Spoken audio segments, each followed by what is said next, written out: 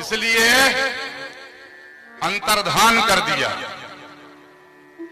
उसके बाद पराशर पैदा हुए और इस पराशर ने वशिष्ठ के सारे तेज को व्यास के रूप में पैदा कर दिया। और व्यास ने केवल एक वर्ण का नहीं, ब्राह्मण, क्षत्रिय, वैश्य, शूद्र सबका चिंतन किया। एक वेद को 4 किया, ऋग्वेद, यजुर्वेद, सामवेद और अथर्ववेद।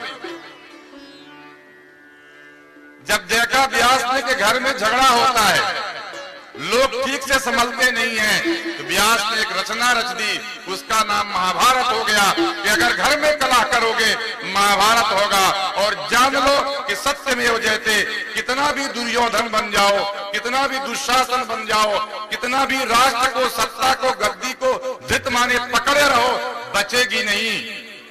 जो लोग सत्य को नहीं पकड़ते उनकी सत्ता छूट जाती है, इसलिए सत्य को पकड़ो। यह संदेश देने वाले व्यास वशिष्ठ के गोत्र में पैदा होने वाले। इससे काम नहीं चला। भारतवर्ष इतना बड़ा है, तरह तरह के लोग हैं, तरह तरह के विचार हैं। कहीं पशु पूजते हैं, कहीं पक्षी पूजते हैं, कहीं पेड़ पूजते हैं, कहीं पत्थर पूजते हैं, कहीं चिंतन करते हैं, मगर ये सब बात कहीं वेदों में एक जगह लिखी नहीं है। व्यास को इसकी पीड़ा थी। सारी जनता को सुख देने के लिए व्यास ने 18 पुराण लिखे। 17 पुराण लिखने के बाद जब उनको शांति नहीं हुई, तो हमारे और आपके घर का समाचार जानने वाला जो नारद है, जिसका नाम सुन के हम हंसते हैं, हमारे हृदय का दुख केवल नारद को चिंता है, दुनिया में किसी पत्रकार को चिंता नहीं है, नारद को चिंता है। ये सारे पत्रकार तो गलत खबर छापते हैं, पैसा ऐंठते हैं। नारद पूछते थे कि इनको दुख हो रहा है, भगवान के पास जाके लड़ाई करते हैं। पर्यटन विविधान लोकान मर्त लोक मुपागता, मृत्यु लोक में आए और कहा कि नाना प्रकार के दुखों से लोग दुखित हैं। भगवान केनो पाए न चैते शाम दुख नाशो भवे ध्रुवम, किस उपाय से इनका दुख दूर हो जाए भगवान बताएं। और आप सबके कल्याण के लिए, हमारे सबके कल्याण के लिए सत्यनारायण कथा ले आके बता दी। सारी कथा, सारे चिंतन नारद पर बलिहारी। नारद के बिना कोई कथा पूरी नहीं होती। ये भागवत की कथा भी उनके बिना पूरी नहीं होगी। आज आवाहन का दिन है, आज सबको नमस्कार करने का दिन है। आज तमाम ज्ञात अज्ञात देवताओं को नमस्कार करने का दिन है। आज ऋषियों को प्रणाम करने का दिन है। आज गोत्र के ऋषियों को आवाहन करने का दिन है।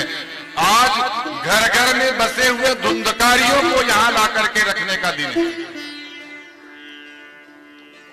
हमें और आपको सबको अपने घर में सावधान होकर के धुंधकारियों को आत्मदेव की रक्षा करने के लिए बाहर निकाल करके भागवत के उत्तर में गड़े हुए खंभे में रख देना। आज का दिन उसकी पूजा का भी है। ये भागवत न होती तो धुंधकारी की पूजा नहीं होती।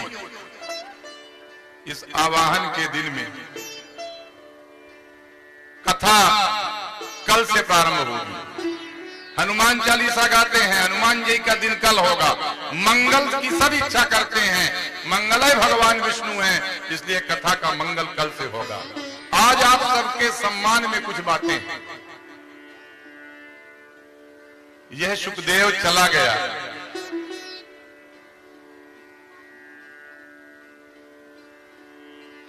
आधे घंटे बोल सकता हूं।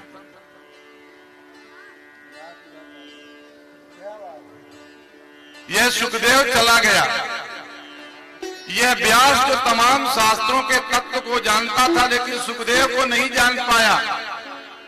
यह पक्षी जो अपने पंखों से उड़ता है, दो प्रकार के लोग होते हैं। एक के पास पंखे होते हैं तो पंखे से उड़ जाता है, लेकिन मछली क्या करे? मछली के पास पंखा नहीं होता। पानी सूख जाए तो किसकी शरण में जाएगी? ज्ञानी अपने ज्ञान से काम चला लेगा, भक्त नाम, उनकी पूजा, उनका आसरा। व्यास ने भक्ति का संदेश दिया। व्यास ने बादरायण सूत्र लिखा, ये बताने के लिए कि हम में तुम में वही भगवान है, हम अलग अलग नहीं हैं। तत्वमसि बताया।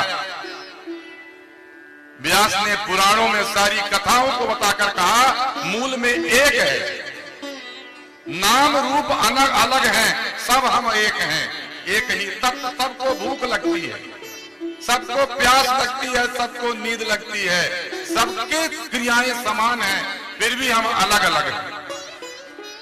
सबके नाम अलग हैं, लेकिन अर्थ सबका एक है। किसी पंडित से पूछो, सबके नाम का एक ही अर्थ, किसी का कोई नाम नहीं है, नाम सब भगवान के हैं।